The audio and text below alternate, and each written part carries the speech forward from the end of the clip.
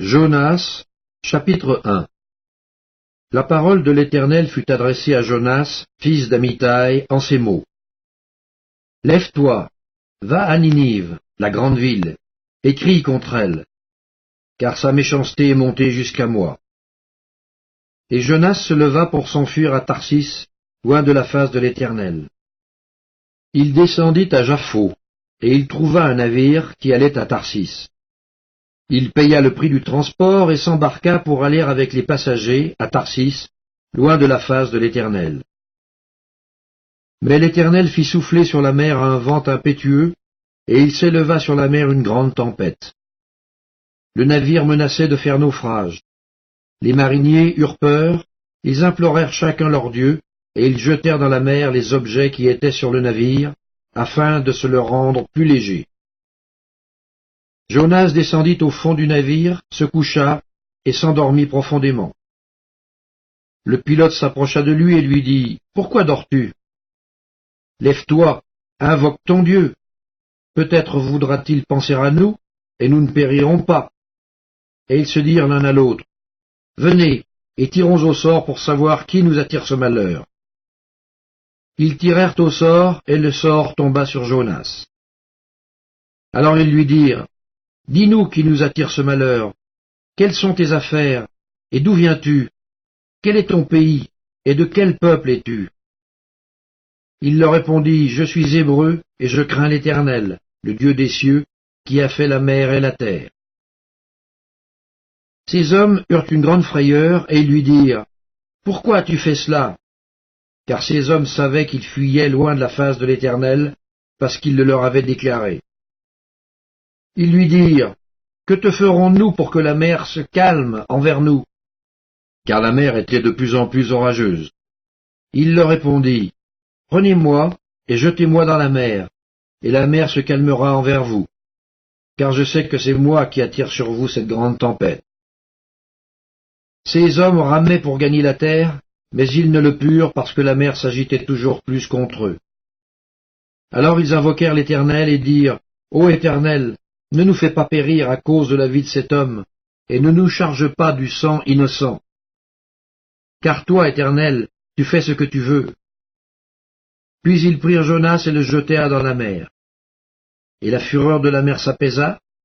Ces hommes furent saisis d'une grande crainte de l'Éternel, et ils offrirent un sacrifice à l'Éternel, et firent des vœux. Jonas, chapitre 2. L'Éternel fit venir un grand poisson pour engloutir Jonas, et Jonas fut dans le ventre du poisson 3 jours et 3 nuits. Jonas, dans le ventre du poisson, pria l'Éternel son Dieu. Il dit, « Dans ma détresse, j'ai invoqué l'Éternel, et il m'a exaucé. Du sein du séjour des morts, j'ai crié, et tu as entendu ma voix. Tu m'as jeté dans l'abîme, dans le cœur de la mer, et les courants d'eau m'ont environné. Toutes tes vagues et tous tes flots ont passé sur moi. Je disais, je suis chassé loin de ton regard, mais je verrai encore ton saint temple. Les eaux m'ont couvert jusqu'à m'ôter la vie, l'abîme m'a enveloppé, les roseaux ont entouré ma tête, je suis descendu jusqu'aux racines des montagnes, les barres de la terre m'enfermaient pour toujours. Mais tu m'as fait remonter vivant de la fosse, Éternel mon Dieu.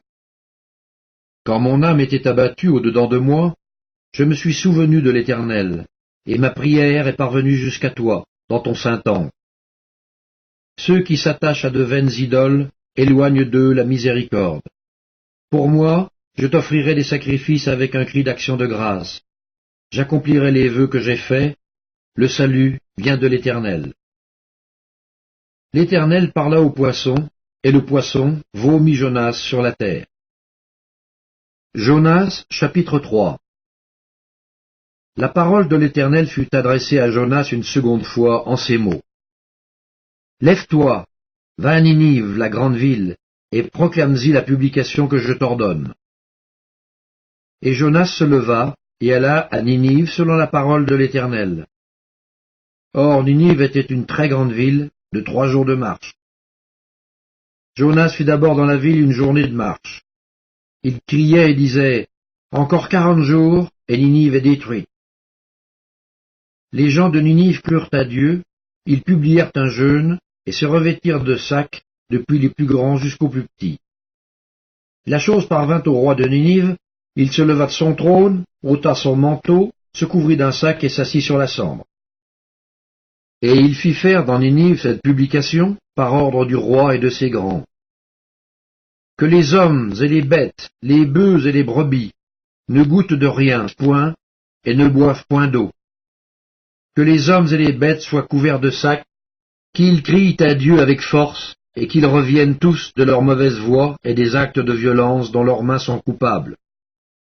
Qui sait si Dieu ne reviendra pas et ne se repentira pas, et s'il ne renoncera pas à son ardente colère, en sorte que nous ne périssions point. Dieu vit qu'ils agissaient ainsi et qu'ils revenaient de leur mauvaise voie. Alors Dieu se repentit du mal qu'il avait résolu de leur faire, et il ne le fit pas. Jonas, chapitre 4. Cela déplut fort à Jonas, et il fut irrité.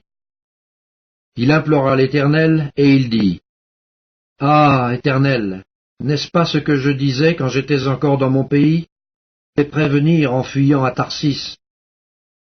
Car je savais que tu es un Dieu compatissant et miséricordieux, lent à la colère et riche en bonté, et qui te repent du mal. Maintenant, Éternel, prends-moi donc la vie, car la mort m'est préférable à la vie. » L'Éternel répondit, « Fais-tu bien de t'irriter ?» Et Jonas sortit de la ville et s'assit à l'orient de la ville. Là, il se fit une cabane et s'y tint à l'ombre, jusqu'à ce qu'il vit ce qui arriverait dans la ville. L'Éternel Dieu fit croître un ricin qui s'éleva au-dessus de Jonas pour donner de l'ombre sur sa tête et pour lui ôter son irritation. Jonas éprouva une grande joie à cause de ce ricin. Mais le lendemain, à l'aurore, Dieu fit venir un ver qui piqua le ricin, et le ricin sécha. Au lever du soleil, Dieu fit souffler un vent chaud d'Orient, et le soleil frappa sur la tête de Jonas, au point qu'il tomba en défaillance. Il demanda la mort et dit, « Parle à la vie. » Dieu dit à Jonas, « Fais-tu bien de t'irriter à cause du ricin ?» Il répondit, « Je fais bien de m'irriter jusqu'à la mort. » Et l'Éternel dit, « Tu as pitié du ricin qui ne t'a coûté aucune peine et que tu n'as pas fait croître, qui est né dans une nuit et qui a péri dans une nuit? Et moi, je n'aurai pas pitié de Ninive, la grande ville, dans laquelle se trouvent plus de 120 000 hommes qui ne savent pas distinguer leur droite de leur gauche, et des animaux en grand nombre. »